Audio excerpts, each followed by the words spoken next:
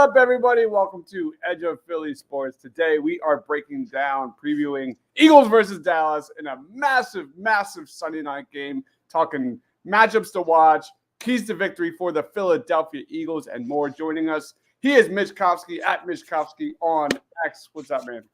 What is up, everybody? I'm excited for this game. I can't believe this game is like more. What is the word I'm looking for? It's more intense. There we go. It's more intense than the first game. Absolutely, man. There's so much to unravel in this matchup. Joining us, as always, Ryan Reese at Philly Sports PSA. What is up, Ryan? Not much, man. I'm ready for this game. I hate the fact that we have to wait a little bit longer to get to it, and messes up my sleep schedule. But I'll handle it. I'm excited for it. It's going to be a great rematch, and like I said probably earlier in the week, it's not necessarily about wins or losses tonight. It's about how they respond. Dallas is a great team, and even if we play at our best, we may lose. But we want to see it. We want to see that effort more than we certainly saw last week. Absolutely, guys. If you're watching us live, please be sure to smash that like button and subscribe. Comment with us as we break down our matchups to watch and keys to victory. That being said, let's jump into the top matchups.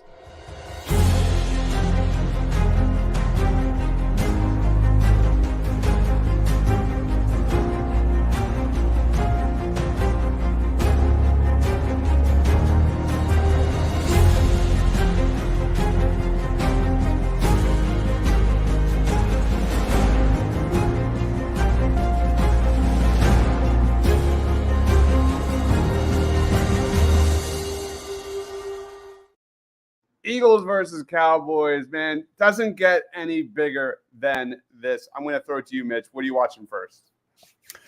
I'm actually watching Dallas Goedert against the whole linebacker core, Michael Parsons especially. I just want to see Dallas Goedert back out there, just him getting the ball, him blocking. That's a huge important, especially what happened last week. So, Goedert.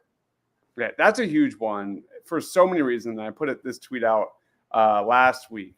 But not just Goddard and opening up that middle intermediate area of the football field, but what it does for the rest of our boundary weapons like A.J. Brown, like Devontae Smith. Here's a stat for you in terms of Dallas Goedert and how much he means for A.J. Brown in this offense.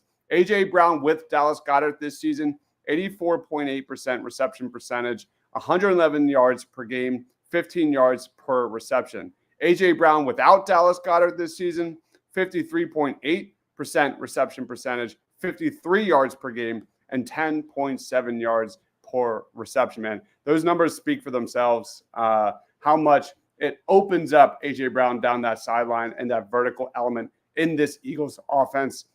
Ryan, what's a matchup you're watching? You're muted, man. You're muted. Sorry about that. Just to piggyback off that slightly, you can obviously see last game especially, Jack Stoll wide open a bunch of times. And, Jalen just doesn't have the confidence to go to him. So hopefully, that certainly changes, obviously, with Dallas coming back. So that's a great, matchup to watch. I personally am going to be watching, hopefully, Darius Slay on CeeDee Lamb.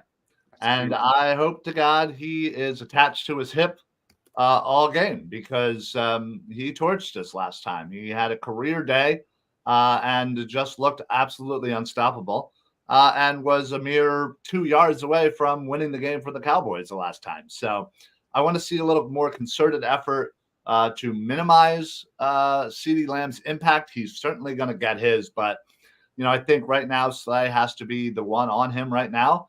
He might be the only one who can slow him down. So I want to see that a lot today.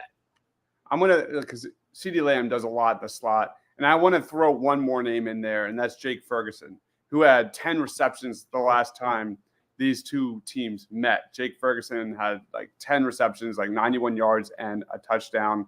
My man Quentin's in the house. As always, I might be right there with you, Quentin. Not going to lie. But Jake Ferguson and CeeDee Lamb, how do the Eagles linebackers and safeties and corners match up with them in the slot. That is going to be a massive, massive matchup. I'm going to lead off with Dak Prescott, who is on the absolute heater right now, clicking on all cylinders, arguably playing better than any other quarterback right now. A big reason for that is there's a lot more West Coast offense principles in that Cowboys offense. Dak is doing a lot more 3-5 step drops. Because of that, we've seen Dak more accurate. He looks more settled in the pocket. After the bye in week 7, man, we've also seen a lot more motion in this Dallas Cowboys offense, which is something I want the freaking Eagles to do this week. We'll get into that in a little bit. But that has led to Dak Prescott pushing the football down the field a lot more. The Cowboys are tied for the 3rd most explosive plays in the NFL, passing the football. 48 passing plays of 20 yards or more, man. Dak is more comfortable in the pocket. His accuracy is on point. He's not throwing into coverage as often. The interceptions are way down. So this is a Cowboys offense that mixes in a lot of personnel groupings. It's a Cowboys offense that does a lot of everything, under center runs, excelling from shotgun, utilizing a lot of motion, a lot of play action and rollouts, man. We have seen this Eagles defense struggle the most when they're going left or right. When defenses can run those counters, misdirections, get this Eagles defense playing horizontally, we've been at our weakest. So that is a huge one to watch. And Dak Prescott's firing, man. Anybody else have any other matchups? Honestly, I'm really just I want to see just the linebackers for the Eagles. We're getting Cunningham back.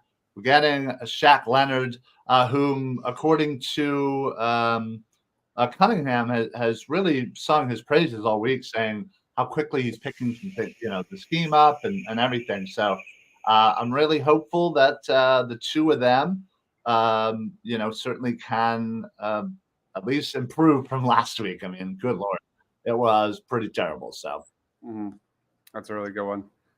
We have Little G Griffith saying Eagles 31, Cowboys 17. Oh my God, that would be insane. I would be so happy. We've got Reality Check. What's going on? Thanks for joining.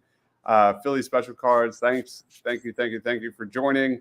Another matchup to watch is that Eagles rushing offense versus the Cowboys run defense. Let's get into that.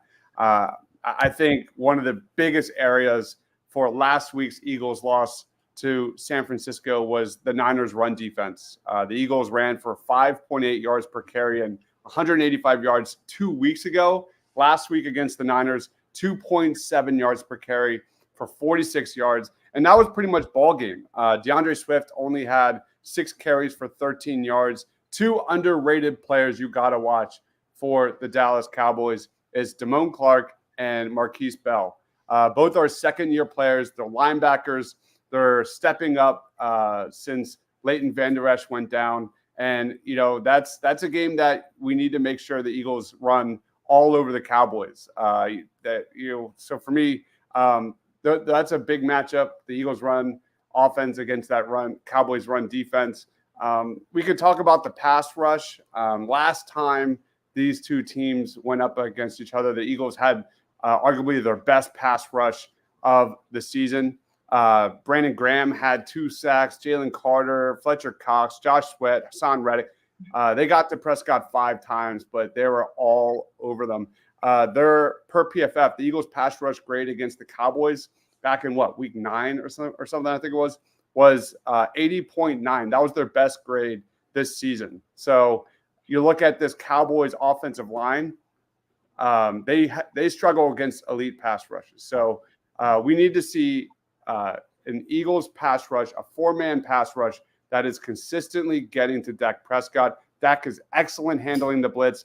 The good news is the Eagles are horrible at blitzing. Their success rate blitzing quarterbacks is among the worst in football. So Josh Sweat, Hassan Reddick, Jalen Carter, these guys got to get home big time, man. Anybody else have any other matchups? Yeah, no, that's a great one. Obviously, last time Mr. Turnstile himself, Terrence Steele, really did help with that Eagles pass rush. So hopefully they go and attack him again, overwhelm him, and certainly get to Dak Prescott. what Eagles rushing offense. Yeah, well, yeah. Listen, you're absolutely right, Matty B. Last week they didn't do it well, and then they abandoned it really quickly. So it's something again, I wish they would have a little bit more patience with, but understandably, they just really weren't getting at it. So hopefully this week we'll be able to get Swift involved. Hopefully a little less Gainwell rushes because I'm sure he'll fumble the ball. But Yep. Mark says, glad you caught you this afternoon struggling with waiting for. I hate Sunday night games, man. It's torture to wait through an entire day. And then next week we gotta wait till Monday night. It's even worse. Man, there's nothing worse than this Eagles schedule, man. It's not even the games, just like the entertainment purpose. Like, I've pretty much cleaned my entire house twice. I made a white chicken chili that's on the stove. That was at like 6 this morning. Oh wow! Like, it's not enough to do, and then now it's pouring rain, so like this is not enough to do. Right. Probably be playing video games for the next several hours, and a lot of drinking. Matty B says CeeDee Lamb ripped off 191 yards last game. What gives you confidence that'll be different today? Not a lot, man. CeeDee Lamb is as elite as it gets. We have seen this story play out many different times. Yeah, Ryan. Listen, he's not getting 191 today. I'll guarantee that. I'll put whatever you want on that. The Eagles defense were embarrassed by CeeDee Lamb, and that's not happening again. It's a Dallas Cowboy. This game means a lot to them, and I know it does. And what he did, that absolutely hurt those defensive backs. And again, if you're having Slay on him pretty much exclusively, as much as you can, certainly, he's not getting 191. I'll tell you that right now. Yep. Guaranteed. Yep. We have Skip Bayless in the house. Wow. Saying my Dallas Cowboys. Wow, Skip, thanks for joining us, pal. He's been on my channel every day this week. You're muted. Yeah, I really like the Cowboys. We're going to get into predictions, but I'm not going to lie. I'm definitely leaning towards the Cowboys in this one. CeeDee Lamb's going to put 150 on us. I think the biggest matchup to watch in regards to CeeDee Lamb, and it's all related, is the Eagles' defense on third and fourth down and longs versus the Cowboys' late down offense. That's huge. That the Eagles' defense has been terrible on late downs. And the worrying news is that the Cowboys' offense has been extremely good on late downs. The Eagles' defense is 30th in the league in late down EPA. The Cowboys' offense is second best in the NFL in late down EPA, man. So, like, when you put that together, that's bad news bears. You saw against the Niners, like, after that first quarter, the Niners picked apart this Eagles defense on first downs. When you have that many skill players, and when you're managing through second and third and manageables, second and third and shorts, with that many weapons and that many weaknesses on this Eagles defense, it is bad. So for me, like, you have to get this Cowboys offense in third and longs, but you also have to get off the football field. Like, that is a massive. We're going to get into keys to victory in just a little bit. Anybody else have any other matchups to watch? I just want to see the Eagles run game. I just want to see them get the ball more, not like, how many times did we get it last week? Like, what, 14, 18? And we threw the ball 48 times. I mean, come on, we got to run the ball at least like 25 to 30. Again, when you're averaging, less than 2.5 yards per rush, I understand the mindset of kind of going away from it. And especially when you were down by a lot, you're not going to run the ball as much. So I understand the disparity from last game. It was not great. It was not bad, but overall, the run game, definitely, I feel like they need to have a little bit more patience and really establish that, because it pays dividends in that fourth quarter when the defense is that much more tired, because, when you're running the ball that much, it gasses them. It really does. So again, I think later on down, fourth quarter time where we really need it, that's where it's going to pay dividends. So I hope they stick with it. I hope they're at least a lot more successful than they were last week, on their first and second down runs, so they don't abandon it. And again, if they're in the game, they're going to have a better mix of the two. So, Ryan, can you carry us for like 1 minute? I'll be right back. Absolutely, not a problem. So, listen, Mitch, again, I love the run game. And I found it funny. I'm sure many of you saw, the picture, the sign of the Eagles fans out at the NovaCare complex with the sign, "Run the damn ball." Or, That's all that. pretty funny, but in reality, again, if you look at it logistically and intellectually, you realize, listen, they weren't in a position to run the ball a lot. They weren't successful at all. Like, just the worst run, the worst run game they've ever had.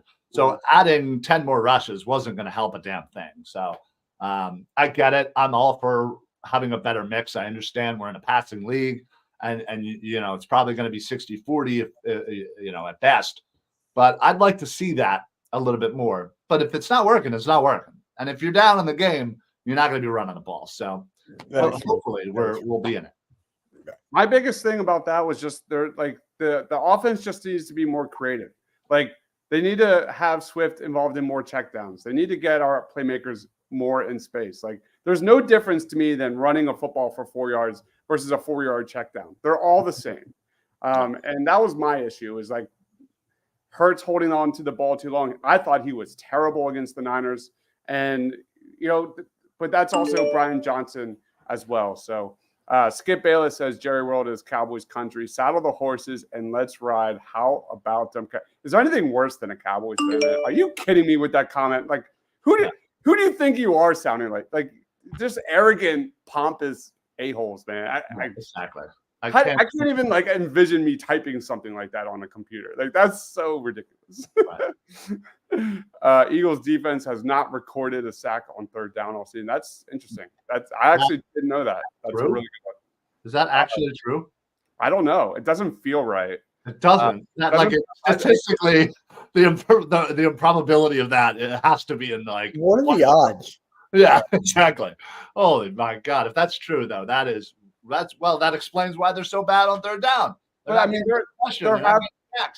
there have been some fourth quarter drives where like Brandon Graham's gotten sacks and things like that, or Hassan Reddick has gotten some sacks in big moments. So I don't know. I feel like they've had to. Yeah, that Buffalo game. I feel like that Brandon Graham sack in the fourth quarter was a third down. Maybe. Parsons added to the injury list. Has an illness but expected to play. Maybe he was hanging out with Joel Embiid. Who knows? Raphael, what's going on? Thanks for joining. Eagles are going to have a great match against the Cowboys. It's going to be a great game, man. Yeah. Quinn says Reddick had a late sack. Maybe it was fourth down. I agree. Versus Washington. Yeah, I feel like the Eagles defense has stepped up in late drives on third and fourth down. So I don't know about that. Brandon says watching last week's game, the O-line gave Hurts plenty of time to pass. Are the wide receivers not getting open, or is Hurts looking for a big play downfield? I think it's a combination of everything, Brandon. Sorry to play politics. I thought the O-line pass protection was excellent for the most part. I thought Hurts was holding on to the ball for too long. I thought he was not seeing the field. I also didn't like Brian Johnson's play calling. The offense has been predictable. It's become stale. This offense is dead last in motion. It's just the problem with the Eagles offense is the run blocking. The O-line has not been run blocking, not nearly as well as they were last year. You just look at the numbers. And the Niners beat them up. Like, that was a game that I expected the Eagles to have some success.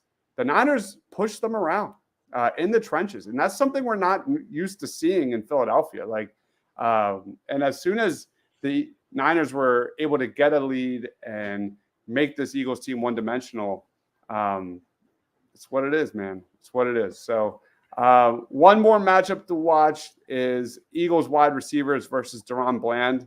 Definitely need to point that out. This Cowboys defense with takeaways and forcing turnovers is right up there, man. And that's led by Deron Bland. But the Dallas defense has kind of been iffy the last two games. 2 weeks ago, you saw Sam Howell put up some really good numbers against the Cowboys, but failed to convert any of those yards into points. Last week against the Seahawks, the Cowboys defense kind of looked the same, but the Seahawks converted those into points. Deron Bland keeps intercepting the ball, but make no mistake, like this is a guy that can be exposed 1,000%. He can. You look at Deron Bland on the season, 6 missed tackles. He's given up 3 touchdowns on the season, some major yardage after the catch. Keep an eye on Deron Bland because that guy's like, you throw in his direction, it's either going to be an interception or a touchdown. And that could be a swing in a game that's so close. So that being said, those are our top matchups to watch. Let's roll on to our Eagles' top 5 keys to victory. Won't you give me sweetness and light for my restless mind? Please give me a way to escape this world gone astray. You could give me a little peace of mind in these troubled times. All right, top 5 keys to victory for the Birds. I'm going to go first. I never get to go first. I'm going first this week. Let's roll on to my number 1. My number 1 is don't get cute, be smart. The Eagles need to take what the defense gives you. Too often against the Niners, the Eagles seemingly made every play on offense harder than it ever should have been.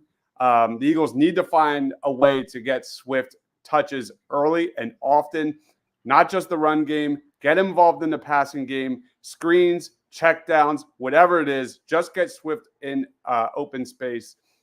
We've seen pretty much enough data to say when Swift is more involved in the offense is absolutely clicking, especially on that left side.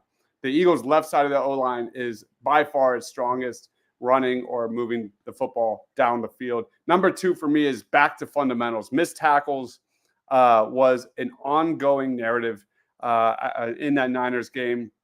It was something we heard Sean Desai talk about all week long. Shanahan killed the Eagles in those areas like Nicholas Morrow, exposing those mismatches.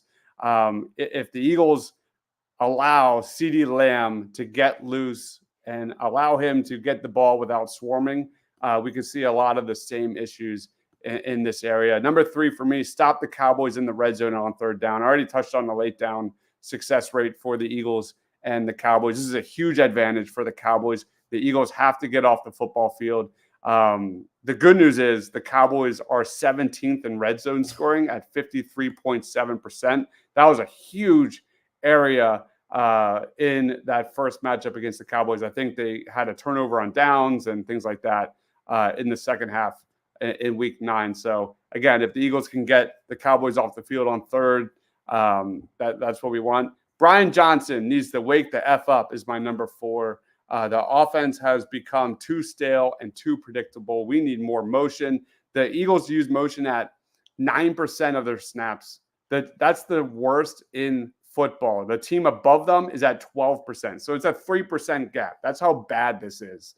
And you look across the NFL, like the best offenses in the league utilize heavy motion extremely effectively. It's by far one of the weakest areas on the Eagles. Number 5, commit to the run early. The Eagles must force the Cowboys defense to stack the box.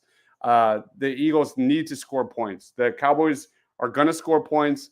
How do the Eagles put up points? They force the Cowboys to stack the box, commit to the run early, make them try and, take out this Eagles run attack, and then utilize A.J. Brown down the sideline for big gains. Utilize the run to set up the pass. Those are my top 5.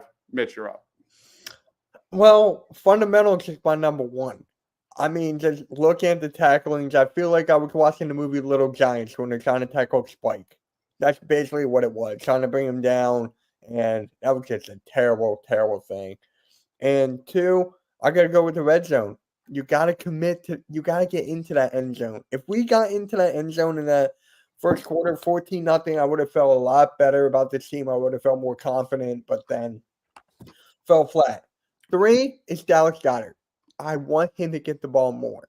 Give him the ball. Once you give him the ball, the rest will open up. A.J. Brown will get open. Devontae Smith, who's been on a tear the last couple of weeks, he'll get the ball. And 4, Brian Johnson, man, just change it up. I feel like I'm watching Doc Rivers from back in the day last year. It's just the same style, predictable, slow. I just feel like I'm watching that. And 5, get the Dak. Trying to get the Dak as best you can. I mean, Hassan Reddick, Sweat, we're capable of it, but we're starting to shy. Help us get to that. Yep.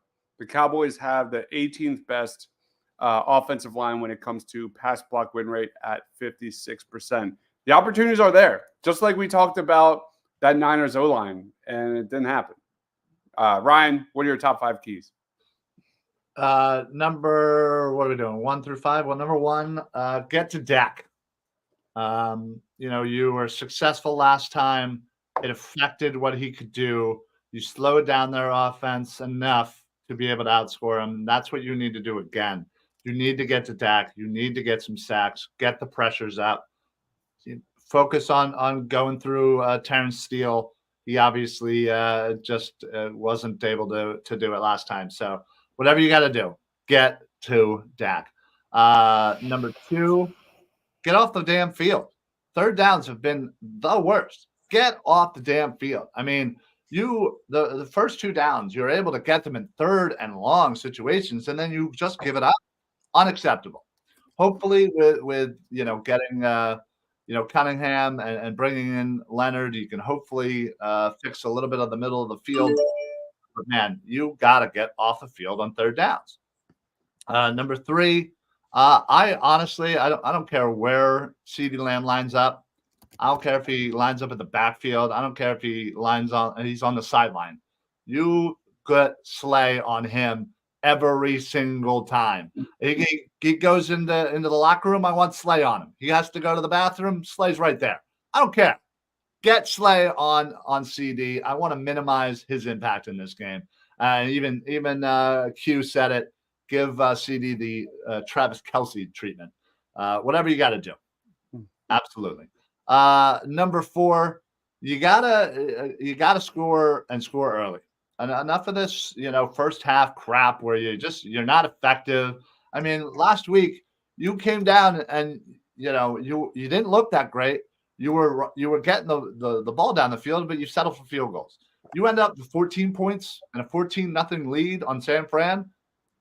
You don't know how different that game could have been.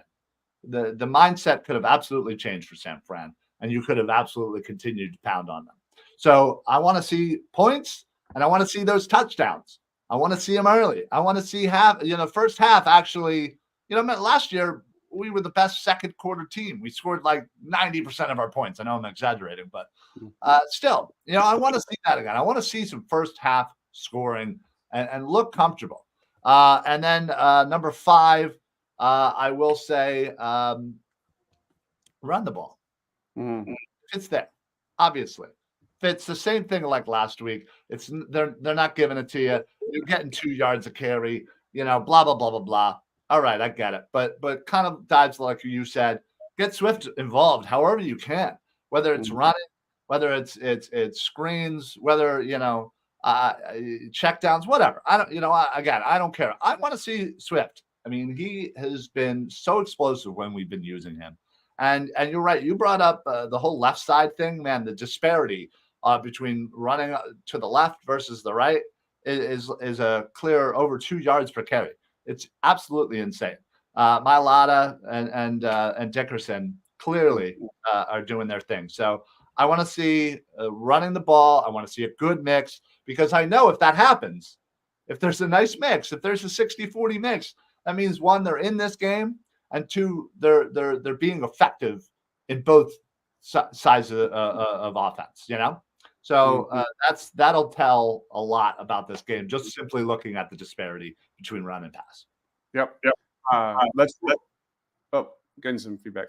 Let's get into our score predictions and player of the game predictions. Matty B says Slay was on CeeDee Lamb in the first game. What is going to change? Slay is cooked and a terrible teammate. Wow. Man, I hate it. I will agree that I'm not the biggest Darius Slay fan. He's absolutely cooked. The Eagles need to move on from him this offseason. That's a different conversation. But let's get into our score predictions. I'll go first. I think the Cowboys will probably win this one about 32-30. I'm moving off of my early week prediction. I think I was slightly edged to Philadelphia. I think this is going to be a shootout. I think this game boils down to A, the effectiveness on the run game for the Eagles, and B, how much Josh Sweat and Hassan Reddick eat in the backfield. Get into Dak Prescott. That's really as simple as it is. In that first matchup with Dallas, they didn't really get to Dak until late in the fourth quarter. That's been an issue all season long, not playing 4 quarters. So I think the Cowboys get the W. If the Eagles were to get the W, my player of the game has to be Hassan Reddick or Josh Sweat. One of those two guys, making some big plays, maybe tipping a ball or forcing a fumble, because I think this is going to be a back and forth football game. What about you, Mitch? I got the Eagles winning 27-24. It's going to be a nail biter. It's going to be close. It's going to come down to the wire. If we score first and quick, it will be a big game changer for us. It will be a huge game changer. So my player of the game will have to be DeAndre Swift. DeAndre Swift. Give him the ball. He will make moves, run, check down, whatever it is. Just get him more involved, and the field will open up more. So my player of the game is Swift. Love it. What about you, Ryan? Yeah, I feel like I've been going back and forth, honestly. I'm pretty sure earlier in the week on Birds of the Roundtable, I had the Eagles winning it. I still do. But, man, it's going to be – seriously. I'm going to go with 31-30 Eagles. I'm going to go Jake Elliott. Nice field goal for the win. But as far as player of the game, my heart can't handle that, Ryan. My heart cannot handle that. Are you kidding me? I just had like a mini panic attack when you just said last second field goal. Yeah. Oh, it's gotta be. Come on. I mean, this is just the way the Eagles season's gone. Last year we got nice, comfortable leads. Our anxiety was down. We gotta even it out a little bit. So the anxiety's high this time of year. But it's gonna be a tight one, back and forth. Listen, I think again, I want to see these Eagles respond because they got punched in the mouth, and you come back and you're soft after the game they just had in San Fran. My panic meter is way high if that happens again. So I'm gonna go AJ Brown as my player of the game. Man, I've been hearing him talk this week, and man, he seems motivated, and he hasn't done a lot as far as yards. He's kind of come back down to earth from his nice little streak there. But, man, I think he wants it bad, and I think he's been chirping in everybody's ear who's going to listen to give him the damn ball. And they are certainly going to do that today or tonight. And, A.J. Brown, monster game. Yep. Brad says Eagles need to shut down Dak Prescott early. Just as we said earlier in the show, get the Cowboys to 3rd and longs as much as possible. Take out their run game. Well, the Cowboys they don't really run the ball well anyway. But the Eagles have been awful at stopping teams on third downs and 3rd and longs. So this is a huge, huge area. We've got Bruce in the house saying hi to Mitch. Eagles fan Kylie says Jalen Hurts for player of the game. Bruce says Eagles win 34-24. Love it, man. That'd be amazing. Eagles need to get the running game going, and the defense will need to sack Prescott. Absolutely. Matty B says, why wasn't Slay on him the whole game? Here's our lockdown corner. Maybe if he was on him all game, Lamb would have broken 300 plus yards. We'll see, man. Cowboys move Lamb and create mismatches. CeeDee Lamb also gets a lot of snaps in the slot. Sure. So. Sure. All right, let's finish off the show. Final thoughts on this one, Mitch. Plugs. Time's yours. Final thoughts on it. This game is going to be intense. Fans are going to overreact, especially on Twitter or X, whatever you want to call it now. It's just emotions going to run high, emotions going to run low. Just be there, and the team Please fix the play calling. That's my major gripe. But other than that, go Birds. You can find me on Hardcore Sports Network, Edge of Philly Sports every Thursday, and Sixers post game, and Twitter at Mitch Topsy. All right, Mitch. You're the man. What about you, Ryan? Final thoughts? Yeah, one thing I didn't mention earlier is why Desai feels the need to keep trotting out Eli Ricks on third down instead of Bradley Roby. And I'm not saying Bradley Roby is an all pro or anything, but my God, you wonder why your third down is so inefficient. Either Rex is just, I'm sorry, he's young, he's inexperienced, he's just not it right now. And you need that veteran, kind of leader out there. And man, I would just love to see Roby out there and stay out there on third down. Yeah, listen, this is going to be a great game. It's going to tell us a lot about how the rest of this season and the playoffs are going to go. Regardless of whether we lose, we can still lose this game, win out, and the Cowboys win out, and we still have the division. And listen, Dallas has a much harder schedule. San Fran has a hard schedule. The Lions have a hard schedule. Like, they're all going to, most likely have a loss on their plate. So regardless, let's have the faith. Let's enjoy this game, but let's see how they respond. As far as where you can find me on X at Philly Sports PSA. I'm all over EOP, also my own network, Philly Sports Alliance. Check us out, Birds of the Round Table on Tuesdays. Check out after this, we're doing a NFL draft special on linebackers. Heyo. So I can't wait for that. But yeah, make sure you're following this guy. Make sure you're following this guy. And listen, we're all EOP, man. We're doing it up. So if you have something, we got something for you. So check us out, YouTube it, subscribe, hit all the buttons that all the social media sites tell you to hit, and follow everybody. Yep. Brad says final thoughts. Eagles win. We've got Earl in the house. Good afternoon. Thanks for joining. Manny B says, let the excuses. Oh my Lord. If the Eagles lose tonight, they can still win the next 4 games and win the division. Right. They play the Cardinals, the Giants twice, and the Seahawks. Right. And Dallas still has to play who? Miami. They still have to play Detroit. Listen, they're gonna lose. I'm gonna say Dallas. If they win this game, they're still gonna lose 2 more games this year. Yeah, we'll see. But I would rather the Eagles just take care of business tonight. That for our own sakes, for my own that would be helpful. Anxiety. Ammo says 27-24 Eagles. No, it's Brad saying 49-0 Eagles win. Brad, if that happens, bud, I'll Venmo you $1,000. This is going to be one of those games where you're going to be standing at the TV and just pumping fists and yelling at the TV all game long. This is one of those games. It's going to be one of the all-time Dallas Philly games, and I'm glad the rivalry is like full blown, man. This is what it is. This is what we want. It's so much better when it's a fun rivalry. They're both good. You both are. Again, especially Dallas, because let's be honest, those cockroaches are all living in this area, and they pop out everywhere more than any other franchise. And it's because their daddy was a fan because he again, liked them back in the 70s because he was a cockroach too. So listen, it's so much fun talking crap with Dallas fans, but it's so much better when they're both good and the rivalry's hot. It's the best. Quinn says if the Eagles win, Matty B has to wear a Slay jersey on a stream. Love it. Or at least, or another good one would be like he has to open and close every show he does with Howie Roseman is a golden god. Or something along those lines. Because we know our Matty B hates him from Howie Roseman. I apologize to Howie. I apologize to Slay. My bad.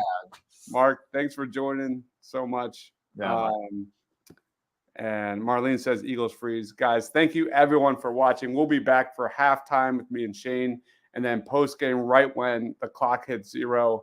As always, right after this, we're going live again, me and Ryan, for Party on Broad, breaking down the top 10 linebackers in the 2024 NFL Draft. I also have started my short draft profiles on some of my favorite prospects. So I've got 3 of those dropping after that video.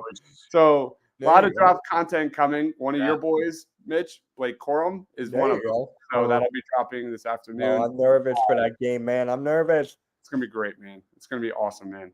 Cannot wait. Michigan versus Bama is going to be. They're going to get killed by Bama. I didn't say it. Anyway, telling me that Michigan has a chance. I'm like, are you just being nice to me? JJ McCarthy has a lot to prove. Let's just say that. Yeah. He's going to get a great test in a Bama defense that's playing ridiculous right now.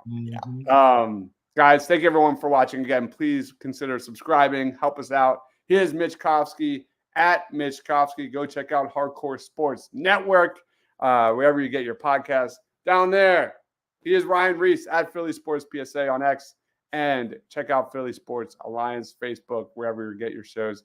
I'm Dives. Thank you guys for watching. We'll see you in just a few minutes, halftime, whatever it is. We'll see you there. Stay awesome, everyone.